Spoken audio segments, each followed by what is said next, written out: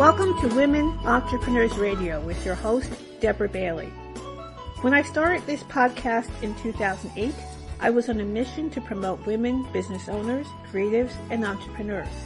In each episode, my guests provide resources, valuable tips, and inspiration. Women Entrepreneurs Radio is about showing women how to harness their natural strength to achieve success on their own terms. Hi everyone, welcome to Women Entrepreneurs Radio, and I'm your host, Deborah Bailey. I am so glad that you are joining us today. So we are going to get started with my guest today, and begin with the end in mind is a motto that Kym Niles, founder of I Can and I Will Make Your Mark, embodies and preaches daily. A vivacious leader, magnetic mentor, and overall eccentric woman, Kym, from a very young age, was able to realize her passion for people. It has made her mission to leave you better than she met you. And her innovative approach to building genuine relationships with business partners and clients has heightened the brand business marketing, fitness, coaching, and public speaking services she provides. Kym takes a mindful approach with you that will connect your mind and body to your goal for a more successful outcome. And fueled by her core values of integrity, respect, love, and gratitude, Kym has made a name for herself in the Toronto nonprofit and social sector by acting on her philanthropic duty to start her nonprofit organization, Selflove Youth Wellness and Empowerment. Her organization now serves high schools in marginalized communities across the Greater Toronto area, equipping youth with wholesome tools to discover their sense of self with the end goal of elevating both their mental and physical health. And Kym has been recognized with several leadership awards and was applauded as the most innovative leader in the year 2014. And she has an amazing ability to distinguish what lies within and encourages you to let your light shine through. So welcome to the show, Kym. Thank you. Wow. I was listening to that. I was like, is that me? Doesn't it always happen when you're hearing your bio? It's like, huh? Who is that? It's so weird, but it's really fun to show you everything that you have done and how important it really is. So, Kym, can you please share with the listeners first, how did you get started in the work that you do? So I started off, I'll give you the fast track version, being within the fitness industry and literally sitting in front of thousands of people and coaching them through their wellness journey. I have to call it wellness. I don't want to say necessarily fitness because your fitness begins in the mind. So I really call it that it's more mindful. So after sitting in front of thousands of, men and women and really getting them to see the need for them to embark on a journey on taking better care of themselves. And, day after day after day, I would do this. And it was just like, one of the things the fitness industry is known for is, you sign up for a gym membership.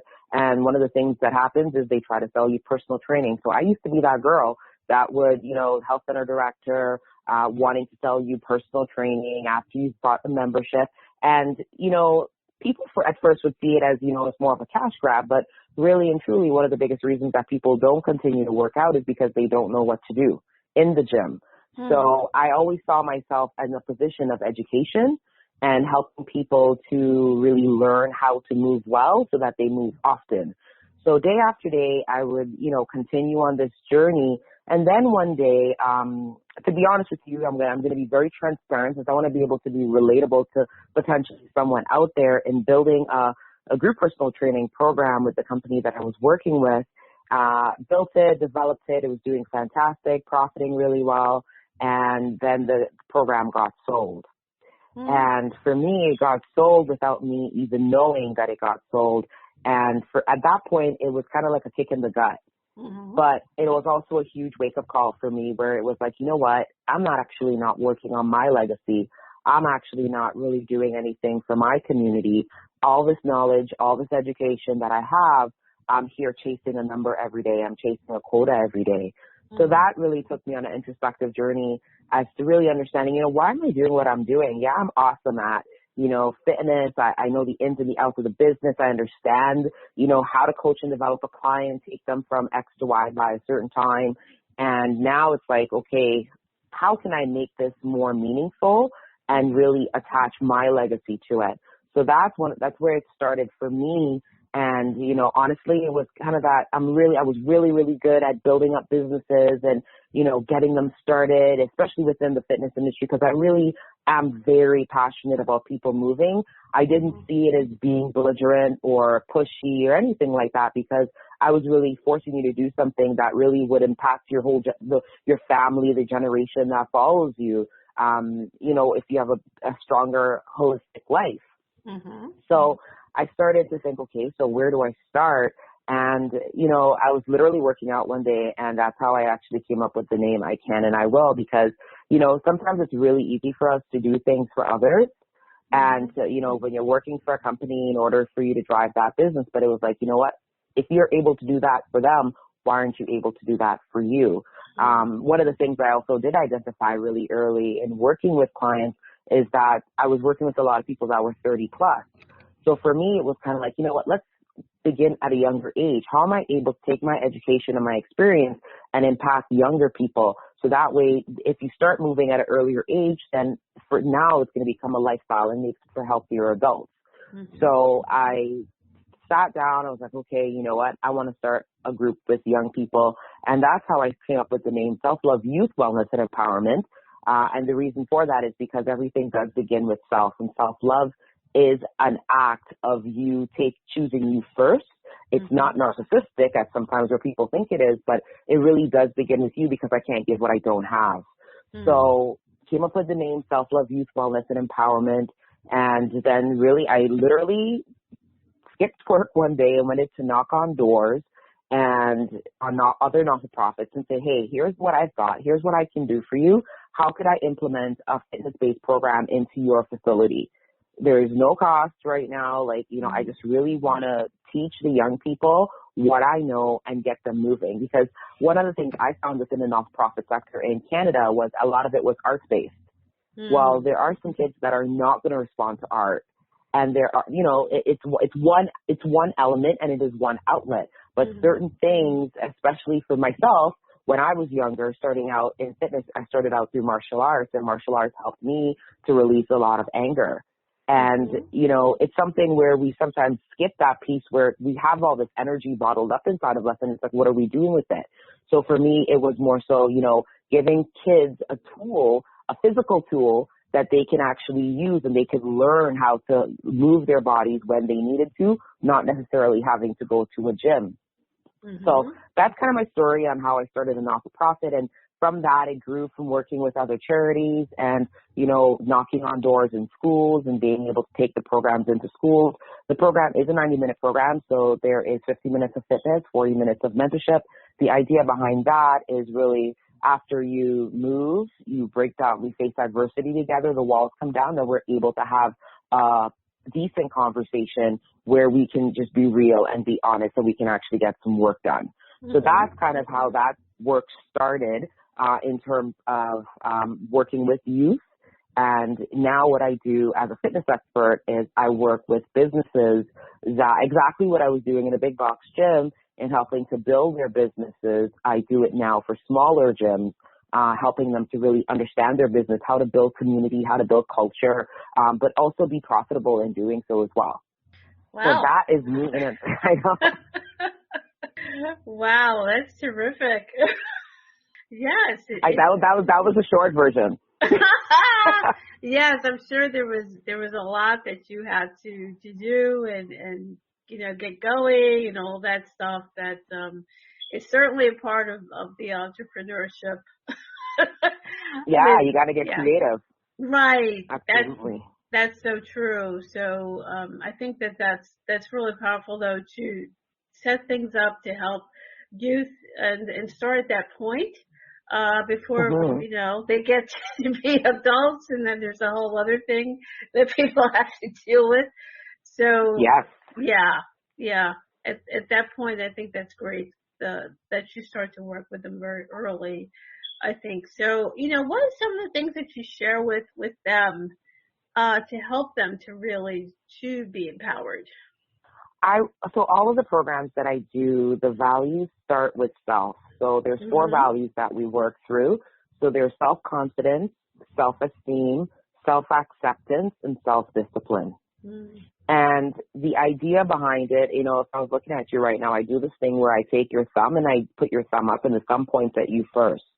And I really do try to talk to the young people about everything that you're looking for, you already have. And that is so essential, but it does start from a place of discipline. Like you have to, it's all the things that you don't want to do that are necessary to do. And as an entrepreneur, I mean, it's so intrusive, entrepreneurship, because it really does show it's like your level of discipline gets put on display at the end of the month, I have to call it, because, it's time to pay the bills. It's like, oh yeah, you didn't do that. You didn't do that. There you go. So, so my thing is like, okay, let me work with these young people so that they understand discipline is really the key and the route to success. And then coupled with, embodied with all of that is the piece of self-acceptance.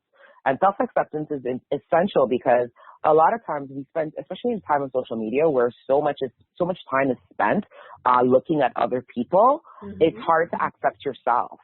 And I spend time with self-acceptance so that, we understand that everybody in our group here today is different and we're unique in our own way.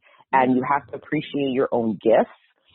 Self-esteem is a big one. Once again, another element from that whole social piece, social media influence, where the self-esteem some days could be on a high and some days it could be on the low, depending on how many likes you get, right? So it's like you need to focus on you and building you up, and your self-esteem really goes hand in hand with that self-confidence. And, the question is always like, how do you build confidence? Well, building confidence is by doing your homework. And I call it doing your homework because it's in link with discipline, because the perfect practice makes perfect. And the more you work on the things that you need development in, is the stronger you become and the more powerful you become. So that's really every session that we do, it is based around one of those pinnacles of self. That makes a lot of sense, I think. And I'm guessing that is also something that you see with adults as well, that they really need to build that up. Yeah, absolutely. It's you see it with adults even more.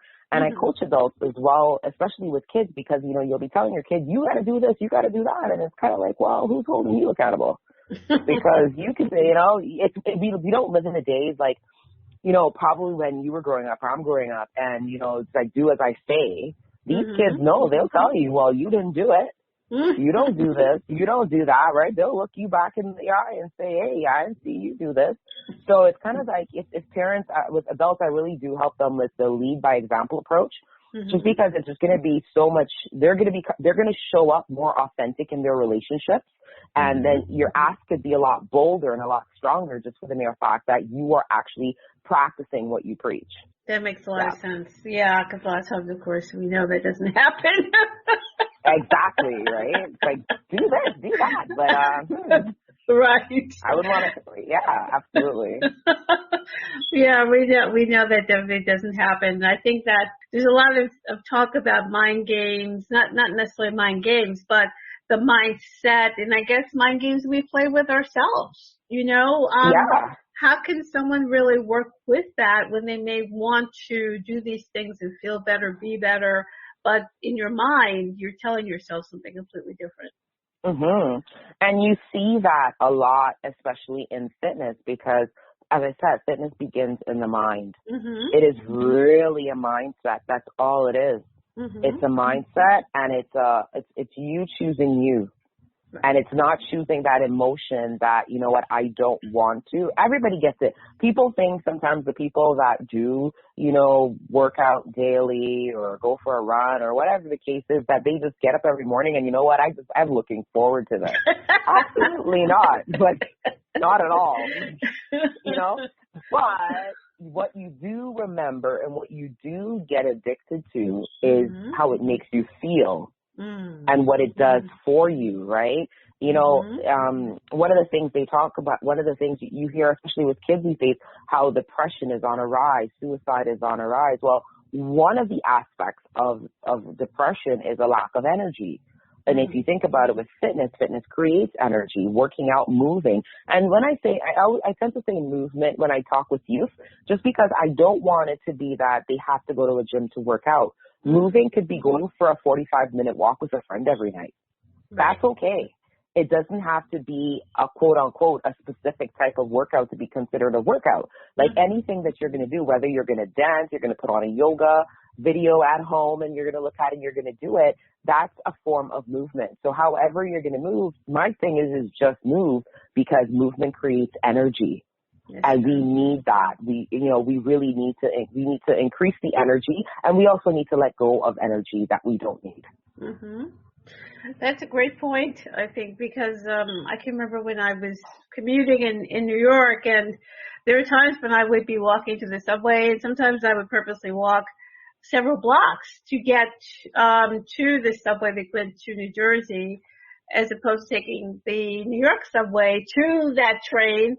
And I would do that sometimes every day. And I can remember later when I was started to work in New Jersey that I never had looked at that particularly as exercise. But it was. But since I wasn't in the gym, I kind of discounted that. You know? I mean, and I think that's where people sometimes they sell themselves short, and you know, moving does not have to be restricted to being in a gym. You know, if you look at what moving is to create energy, it's also it helps you to burn calories, essentially is what it does. Lifting weights helps to tone, obviously, build muscle. And a lot of times you'll meet people and they say, you know what, I want to lose weight. Well, you want to lose weight, that's fine. But losing weight, a lot of losing weight has to do with your intake of calorie and then your output. So if your intake is less than what you burn, then you're going to lose weight. If your intake is higher than what you burn, then you're going to gain weight. So really, it's like people look at moving, and that's why I don't like to attach moving to a look as well. You'll hear a lot of fitness people out there will talk about, oh, you know, get a small waist, get a big butt, get this, get that. It's like, that's so superficial. Now, there's nothing wrong with having a physical goal that you'd like to look like. That's fine. But if your goal is just that for moving, then it's going to be very short-lived, right? I mean, it's an 85-15%. 15% of the population will always work out. They love working out. 85%, they want to achieve a certain look, a desired, you know, feel, and they're okay. But they're not, for lack of better words, gym junkies, where they're going to want to be in the gym every single day. So the goal is always, for me, is to find a way that you love to move and move. Because really that's what it's about. Just find something that you love to do. And then if it helps that you find someone that loves to do that same thing and you partner with them, and then you have an accountability buddy, and now you guys are both working together. That makes a lot of sense. I think that's a message a lot of people probably need to hear more of. They need to hear that. Doesn't have to be as heavy as we make it. Oh, I got to go sign up for a gym membership. I got to do this. I got to do that. No. Summer's coming up. Buy a bicycle. Come do an hour ride every day. Choose a path that you can go down, discover something. Choose a path, then take a break and sit on the park bench and smell the breeze. Like, take it easy and then turn around and go back home. Like, you know what I mean? I think we just make it so heavy. It doesn't have to be so heavy. Like, really, if your goal is just a desired look, that's all. I guarantee you 80% of it is attached to your nutrition. So it's really understanding the huge benefits of moving, the serotonin release in the brain, the happy endorphins that happen, helps to combat stress. And if we think about stress, which is like the number one reason for diseases today, which breaks down our immune system, attacks our adrenal glands. Our adrenal glands are responsible for the fight and flight system in our body, which releases a lot of cortisol, which cortisol flushes into our body, and now we're always in panic mode. So what we're trying to do is we're actually trying to reverse that. And when you move, it actually helps to reverse that. It helps to calm you down. It helps to release that happy endorphins. get your body get you feeling under control, getting rid of that anxiety, just taking it easy, but not making it so serious that it's like an event, like it's work. Some people look at fitness like it's work, like it's not work. It's just choose something you love to do, start 30 minutes a day, and then build from there. That's true. I think that's a lot of how things are presented, and also you see a lot of commercials for gym equipment and things like that. It always seems to make it look like you've got to go all the way out, or it's not good enough. No, not at all. Honestly, not at all. Even as it's cold now, walking in the cold burns more calories because it's cold. You got to keep warm. That's an interesting point. Up. Right. No, but it's true, right? Your body's got to keep warm. So go for a walk, put on those boots, try treading in snow like treading in sand, right? Wow. That's a lot of, why not? Put a timer on your iPhone or your watch or something and 30 minutes and go for it. So even if it's at lunchtime, sometimes people are like, I got to pick the kids up after school, whatever. No problem. You got an hour break, commit 30 minutes on that break to go for a walk. I don't care. And you can even do stairs at work if you want. Up and down those stairs, 15 minutes. That's true. Like you make it is possible once you make that commitment to make it possible. That's true. That's a great point, I think. And where I am in New Jersey, some of the office buildings also have areas around them where people can walk. And, even if they don't, often people end up walking in the parking lot, during the day or lunchtime or break time because they just want to get out there and move around. So a lot of places will have that kind of exercise thing, or they'll have some kind of a gym or something on site if they can. So they kind of acknowledge that people really need to do these kind of things, when they're sitting at a desk all day. So absolutely. What were the things that you would suggest regarding nutrition? Because I'm sure that is a huge topic along with moving. There's something, so with nutrition, that topic is a little bit, obviously culturally, that it comes into play because we have a lot of traditions that we carry down in our families. And sometimes these traditions are not the healthiest of traditions. So, but what you have to do is, you have to say, I always call it mindfulness, like be mindful when it comes to food. I am not somebody that will tell you to cut everything out of your diet. I don't believe that makes any sense. I am not a fan of diets. I don't think they work. They're short term. Right? There's a lot of places that, they'll give you shots and you beef up on your vitamin Bs and so forth, and you lose tons of weight, but then you gain them back. So I'm always about a realistic approach. First, if you're deciding to embark on a journey, don't change anything. Get yourself a book, and this is going to be your food journal. And for 1 week, if you need 2 weeks, write down every single thing that you eat. Just journal it and have no shame. No one else, because here's the thing, what I find with clients is like when I say that tell them to do this, everyone starts eating perfect. They start having salads at lunch. They start putting all the good stuff. And they say, come on, guys, be honest with yourself. I want you to be honest, and I want you to write it down. And there's no shame, because here's the thing about shame. It's like whatever goes on in the dark shows up in the light. So write down whatever you eat on your journal. There's no judgment. That's why we're doing this exercise. Then from there, after the week or 2 weeks, let's look back at it and let's see. Everyone has a comfort food. We don't eat that many different things. Everyone probably has about, I'd say, 10 to 15 different foods, if that much, that we eat all the time. And usually that's where the problem is. It's somewhere within a couple of those foods that you're eating that is the thing that we need to fix.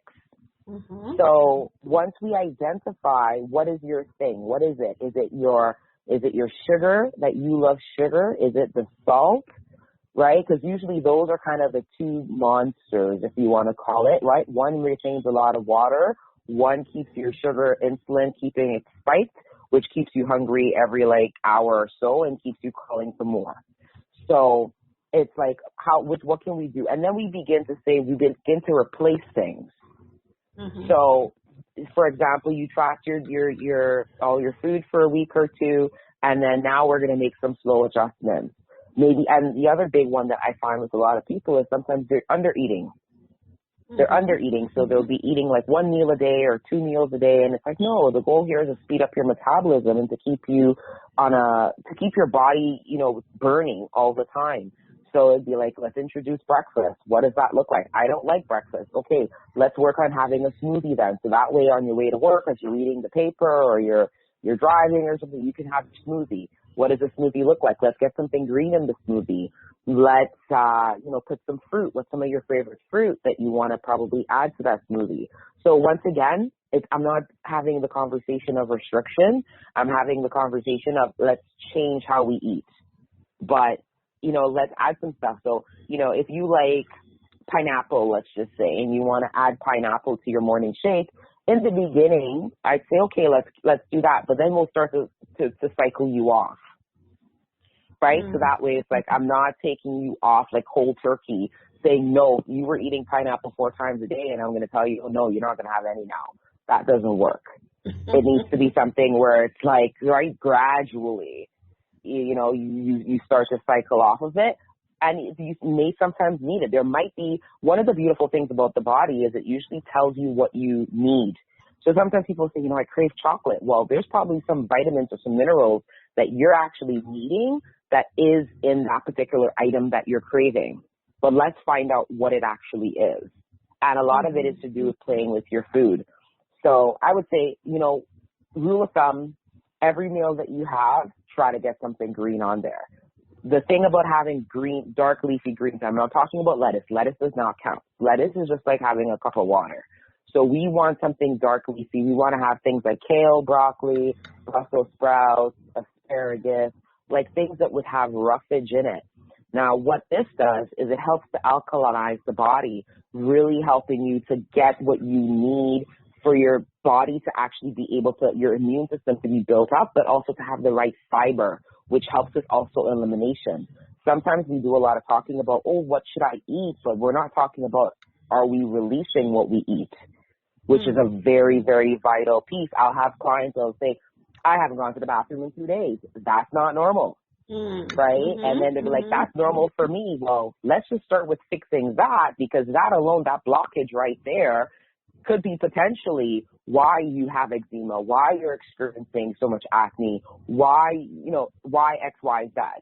So, you want to make sure if you add something green to your plate each time, it's just going to get you in that habit of, what's my green thing for breakfast? Maybe it's spinach. Lunch, I'm going to add some broccoli. Dinner, I'm going to have some asparagus. And I always tell people too, do your research. Like, don't just depend on someone to tell you what to eat. We all grew up knowing that you need to have something green on your plate. You got a carb and, you have a protein there. So if that's kind of the module that, your parents hopefully would have had that system for you growing up, so that it's like, do the research. Like, what are the greens? Try out, go to the grocery store, pick something up, Google a recipe, see how you like it. Squash is one of my things. I love squash. Making squash soup, mixing it up even with having a sweet potato. Squash is a great vegetable, but also it's so sweet because I'm a sugar. I like sugar. Everyone has their thing. Mine is sugar for sure. And that's the other thing too. Not having shame around what your thing is, right? So mine is sugar. Like, if you bring me like sugar-free dessert, I will throw it back at you, because like, what is sugar-free dessert? Like, dessert has sugar, like, but everything in moderation, right? And I think that's the key, is to understand that, you want to start making slow changes. I always tell people, start with greens and start with water, and then everything in moderation. If you're used to eating out 5 times a week, cut down to 3. Wow, okay. Right? Cut down to 3. If you eat out 5 times, don't go down to 0, because then you're going to feel like you're in drought. Cut down to 3 times a week. And then from there, you start, and maybe start a little piggy bank with all the money that you save from that. And then you could see the difference. Like, cooking at home the rest of the day saves me X amount of money. What can I do with this? Goes to, I want to buy some organic fruits or vegetables or something else. I want to invest it, or you want to buy something else for yourself. And then, in about 3 weeks or 4 weeks, because they say it takes about 21 days to develop a habit, then from there, then you go down to 2 times a week. And then when you do go down to 2 times a week or even 1 time a week, then you start making those outings more meaningful. So you make them with the people that you really want to spend time with. And they're not just to say you're going out, right? Because usually habits are designed to help to deflect at times too.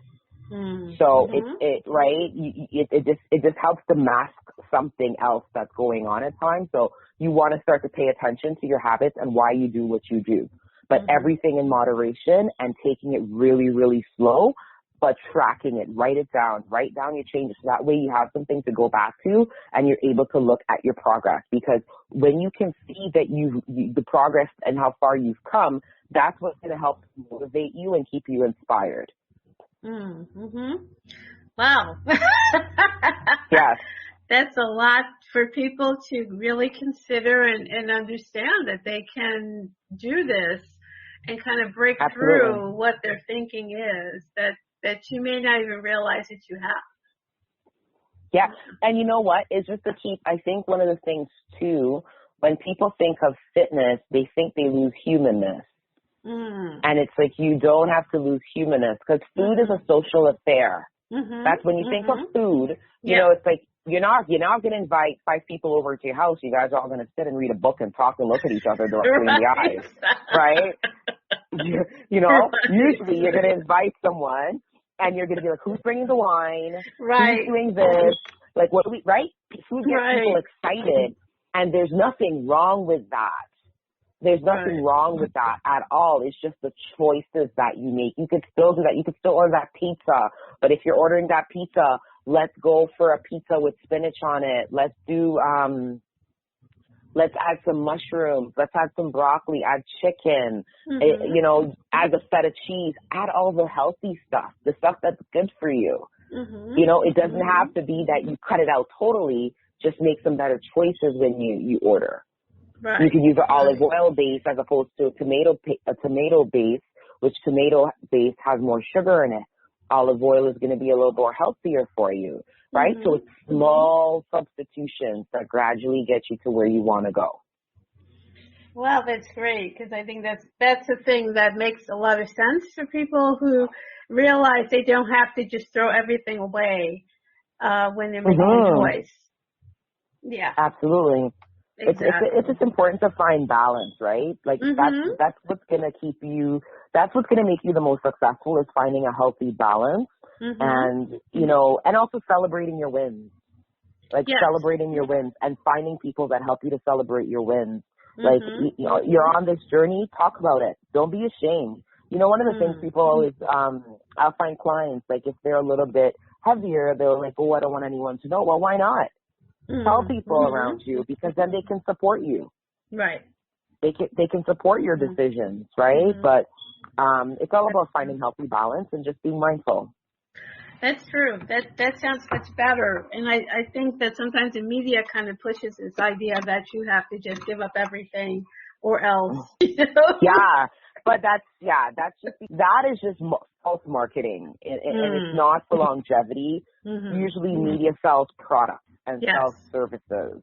That's true. Buy this bike and you're never going to be overweight again. Really? You want to watch that? In my basement. Watch me.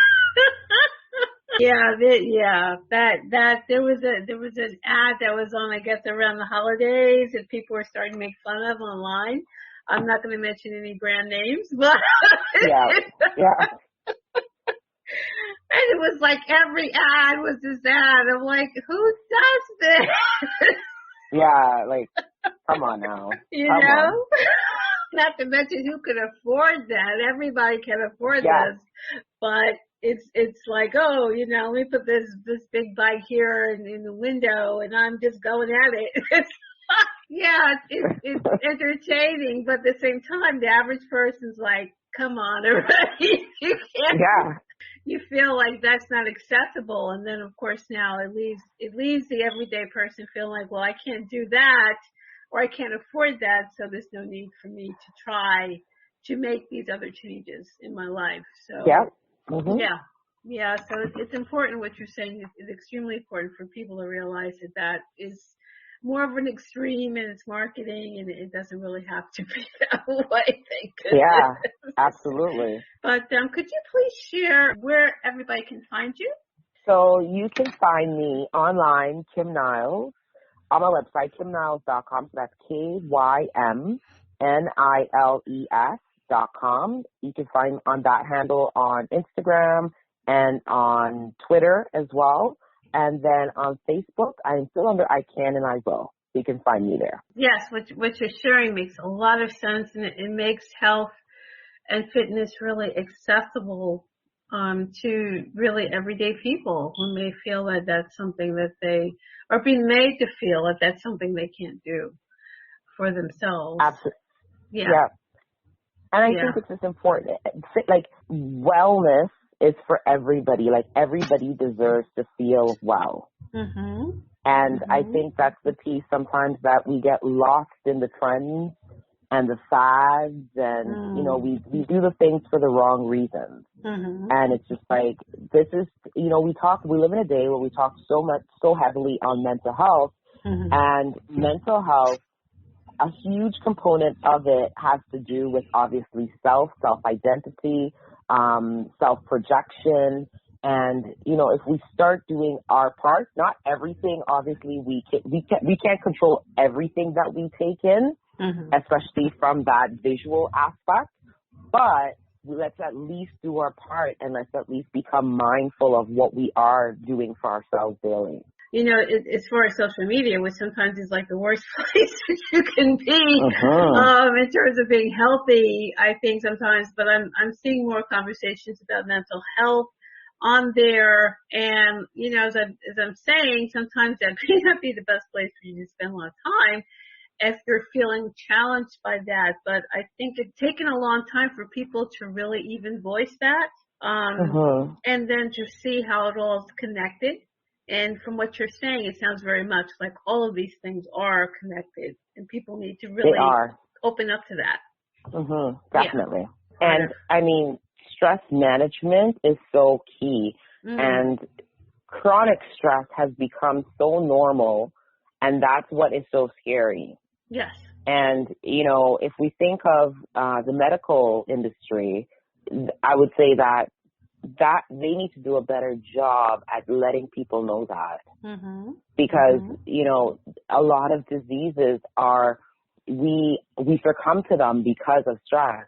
If your immune system is very low, your adrenal glands are taxed, and your body is just in overdrive. You know, imagine, you know what I tell people, this is such a great analogy.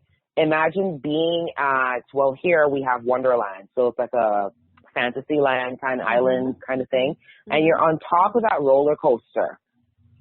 And, you know, before they drop, you know that feeling that you feel this like chemical rush in your body, your mouth goes dry, and your heart's beating extremely fast because you don't know when it's going to drop.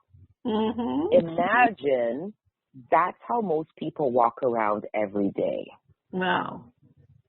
Right? Because that's your flight or fight system kicking in, your adrenaline just rushing, and that's how we have conditioned ourselves to learn how to live. So imagine, how does your immune system survive in an environment like that? It can't. So then you become susceptible to anything in the environment.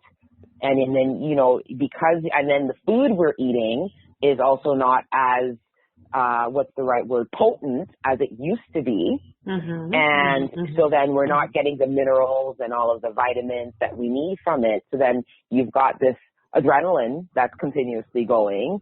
Food quality has dropped. And then we're just kind of left to hang out somewhere in the middle and figure it out. Right? And that's the dangerous part. I could definitely vouch for that. You know, having worked in corporate and worked in IT, and everything is always reacting to something else. And just the idea, you know, I was working in New York, and it's always, everybody's always in a hurry and rushing, and you just kind of start to adapt. Absolutely. And, you know, one of the things I would suggest, if there are any people listening that are leading teams, is promote your teams, have downtime, and have time for them to move. Talk to your staff about it. Because think about it. We live in a time where the people that you hire, that you're going to be paying them for their judgment. That's what you pay people for. You pay people for judgment. So if you're paying people for judgment and moving and eating, nourishing your body properly leads to mental clarity, guess what? That results in people showing up better to make better decisions in your company. So leaders have an obligation to promote holistic health throughout their company, because their P&L statement is going to look a lot better at the end of the month if they actually do that.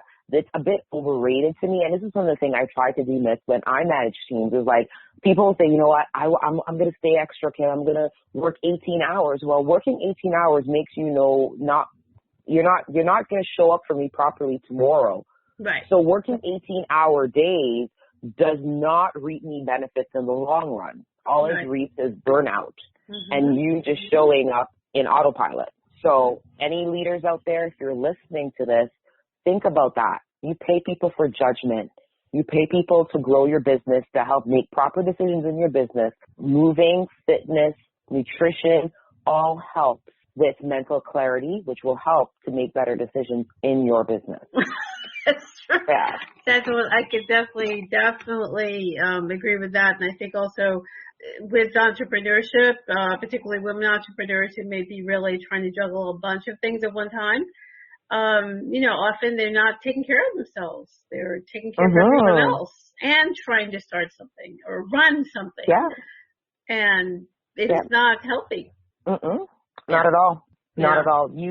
You have to be able to show up authentically each day. And I'm not saying every day is going to be perfect, but always keep, whether you keep a vision board or little notes to yourself, keep something in view that reminds you as to why you're doing what you're doing. And working volume does not equal progress. Yes.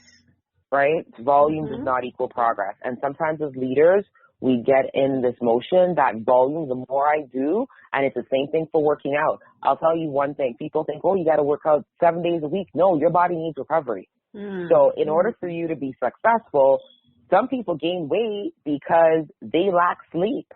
So then your body is in massive survival mode and it's under attack and it just never knows when it's going to get a break.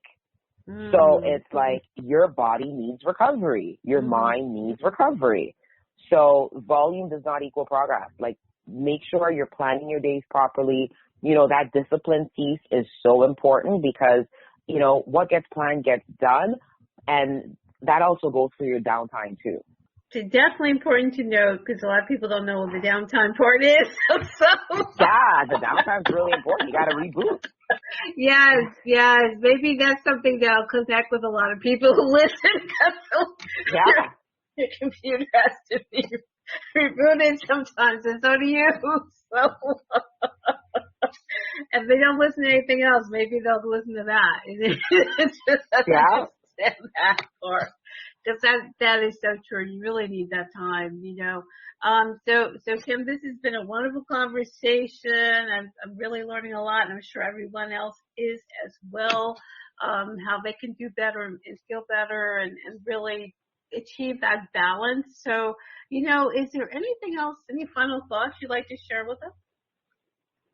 I would say choose you. Like I always tell people, choose you first. Because if you choose you first, you're able to show up for others authentically. And mothers tend to fall victim to this. They're like, oh no, I got to take care of my kids. I got to do this for my kids. Sweetheart, take care of yourself. Your kids will only follow what they see. Remember when you were a child, did you listen or did you see? So choose you first. That's what's most important, and that's not selfish, and that's not narcissistic. And sometimes in order to move ahead, you do have to be selfish. But if you choose you first and you're able to show up authentically in every relationship, it will only pave way for stronger, healthier relationships in your life, and also just a more meaningful life and, not feeling just you're living each day just trying to play catch up. Like, take the time out, map out what you want to do, baby steps, be mindful, and, find an accountability partner. If you can't find one, be accountable to yourself. That's great. That's very powerful. And I think there's a wonderful thoughts for the listeners to take away with them. So I want to thank you so much, Kym, for sharing this and just, all the good stuff that you have shared that I think we're all definitely going to benefit from. So I want to thank you so much for joining me today. Thank you so much for having me, Deb. So everyone, I know that you enjoyed this. It's been a lot of good stuff for you. If you're, entrepreneur, if you're a career professional, whatever it is that you're doing right now, it's just something to take away with you and just to think about and also to implement in your life. And please make sure that you visit Kym's site and her social media, which will definitely be in the show notes. And you can find out more. Possible if you can also work with her as well. I think that's something that would be wonderful. You can get a lot out of. So everyone, this has been Women Entrepreneurs Radio with your host, Deborah Bailey. I want to thank you again for joining me, and we will see you again next time. Bye-bye.